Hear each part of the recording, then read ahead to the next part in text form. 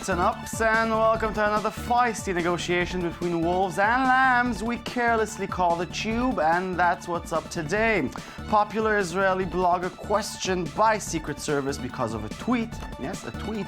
GoPro Goes IPO. A drug-growing and dealing game conquers App Store. Coding for children, The Social Watch, and more. But let's start with Twitter.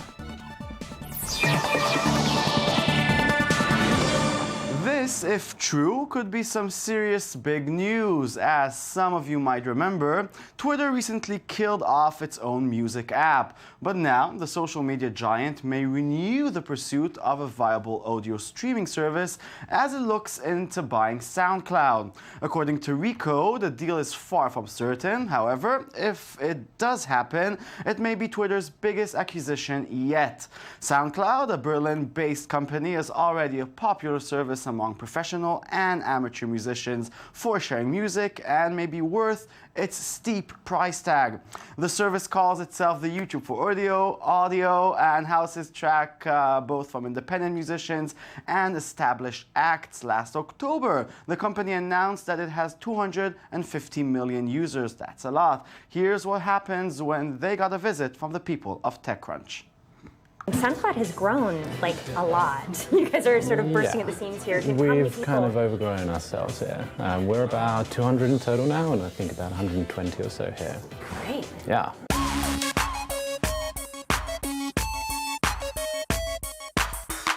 And so this is the all-hands area.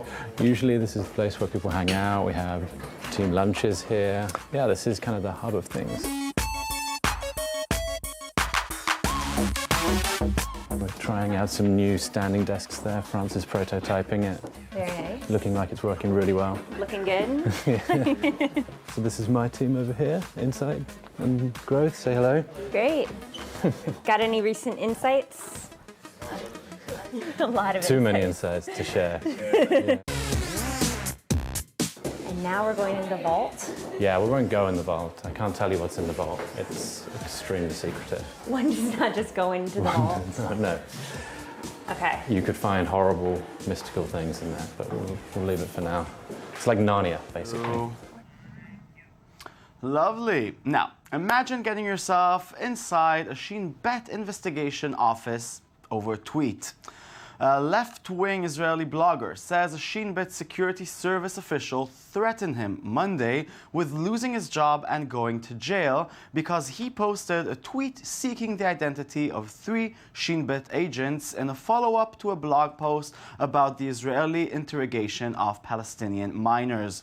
In May 2nd, Noam R. posted segments from the witness testimony of Palestinian miners who said they were interrogated by the Shin Bet, including an 8-year-old boy who said he asked to use the bathroom and was told to pee in his pants. The Hebrew language blog brought another testimony by a 15-year-old who said a Shin Bet official put jumper cables between his legs and threatened to turn on the electricity if he didn't confess. At 6 a.m. the next day, Noam tweeted, "This is the place to mention that if anyone of you knows the true identity of Shin Bet coordinates Sabri from Kalkilia district, Daoud from Jerusalem, or Abu Yusuf from Bethlehem, I'm here." And this tweet got him the chance to meet Shin Bet officers in person. With us in the studio to delve into this worrying story is Haaretz journalist Ido Kainan. Good evening. Good evening. So, who is this blogger? His identity, besides his first name, is not known. He writes about the Shin Bet investigations. He's actually an investigative journalist, only he doesn't have a newspaper or a TV station. He writes his blog. And this is, I think, the most worrying part, because this is something I don't think a journalist and like an official journalist with maybe a card from the government would be investigated about something like this. Why not? Isn't there one rule that either you break it or you know or you don't? Well, there is a rule. There is a law that does not allow you to publish names of Shin Bet employees. But there's the censorship, which if you submit your article to the censorship and they give it back to you and they say what you wrote is okay to publish and you publish it, you're in the clear because this is the highest authority on what could violate or harm the Israel's security. And I don't think a journalist would have done it so bluntly, yeah. Because I'm sure a lot of journalists know the real names and even met with Shin Bet officials, but they were just not this. Maybe this was considered a threat. I'm just thinking maybe bloggers are easy bait, to threat other bloggers and journalists by doing act like that. They are in Israel. They are. A gossip blogger, Omri Chayun, was investigated for breaching a gag order about the identity of Eyal Golan, the famous singer who was accused of having sex with minors. A lot of people posted that information before the gag order was removed on Facebook and on Twitter, but he was the only one who was investigated. I think they were trying to make an example out of him. The same thing happened to Yossi Gurvitz, another left-wing blogger who wrote about who also writes about security issues, and a few Arab activists also got investigated by the police or Shin Bet for writing political statements which are not threatening nor breach any laws, which is even more worrying than what happened to Noam. Wow, because I imagine the next step will be not only an investigation, they can actually do something.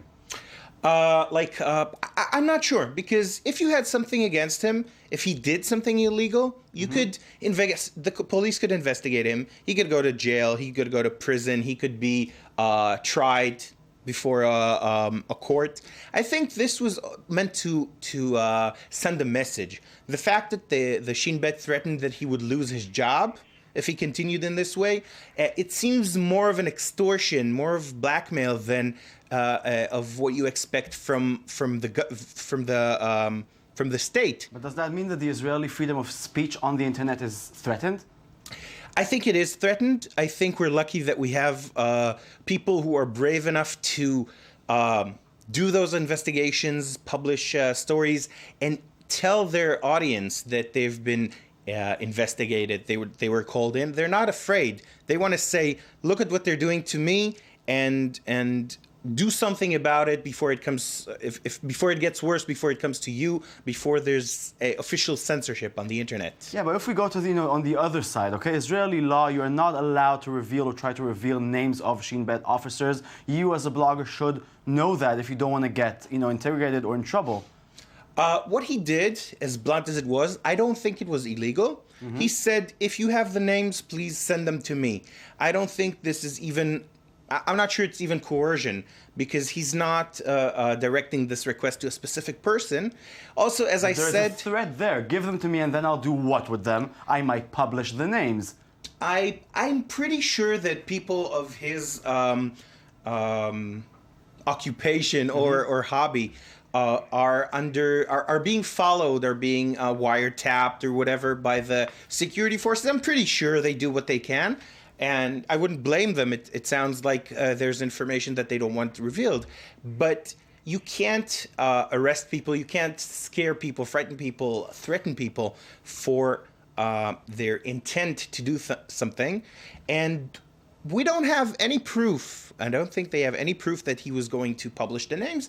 I believe he may have wanted the names to enable him to investigate deeper into the stories. But when you only have nicknames, it's harder to find information on the people. We'll never know, or we'll know shortly. All we can do is hope for better days for Israeli freedom of speech on the net. Thank you very much for being here. Let's move on. It's IPO time. GoPro, which makes wearable sports cameras and accessories, filed with U.S. regulators on Monday to raise up to $100 million in an initial public offering of common stock. GoPro's cameras let action sports enthusiasts and aspiring filmmakers take professional quality videos. Unlike some of the other tech companies that have filed to go public in recent months, like Twitter, GoPro is actually profitable. Good for them. It reported a net income of just more than $60 million in 2013 and a revenue of above $900 million.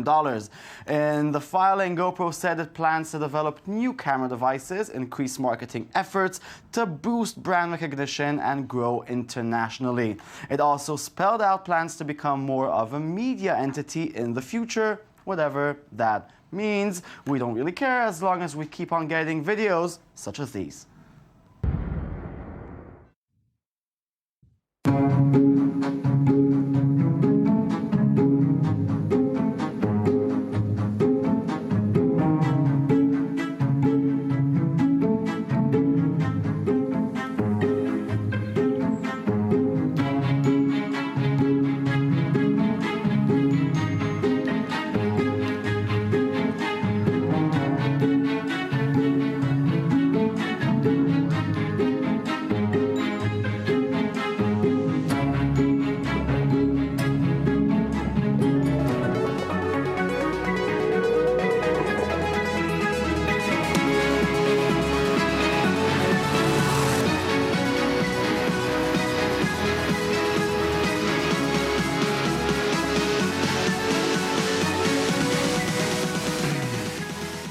Beautiful. Now, have you noticed what is the #1 game on the iPhone App Store?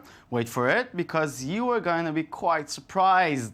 It's a game that lets you be a drug farmer and dealer, like Farmville, but for weed. It's called Weed Firm, and it's a time management simulation game that puts you in the shoes of a drug dealer. In the game, you must grow and sell cannabis in order to fulfill a number of tasks and ultimately build up a numerous personal wealth. Along the way, you have to bribe the police, fox gangsters, and there are even sexual undertones with certain customers, one of which offers a lap dance for cash. So yeah, I say just legalize it already and let's end this stupidity. Now, we really want you to learn how to code. It's fun and important, so maybe you should try this new game that can teach you the basics of coding. Code Mansur, a fantasy game that teaches the magic of code, is a fully funded, successful Kickstarter project to produce an educational game teaching programming to kids, especially girls. Players solve programming challenges to advance through the game, and there is a course for translating your Code Mansur skills to coding in Python. Here is their Kickstarter pitch. I started building Code Mansur because a lot of us think that for a young person to get started programming, tools and toys just don't go far enough. I believe that programming is a form of literacy that everybody should be exposed to. But computer science is one of the few areas of scholarship where diversity is actually decreasing. Code Mansur is designed to be as inclusive as possible by taking the principles of technology out of the cultural context of technology and into a fantasy world. We can make more people feel more welcome, which means that future technologies will be for everyone. The game also has an emotional story which really motivates you to become a Code Mansur. The story is inspired by great books like Harry Potter, Mistborn, and The Neverending Story. With a narrative game, we can bring more people into the technology family at an early age and increase the quality and pace of human progress. Super cool. Now, X-Men are coming back this week to cinemas with the movie Days of Future Past. But what will be the next X-Men story? Maybe it will come in the form of a Mad Men crossover. It should. We must go back in time to stop a man hell-bent on the worst kind of destruction. Self-destruction.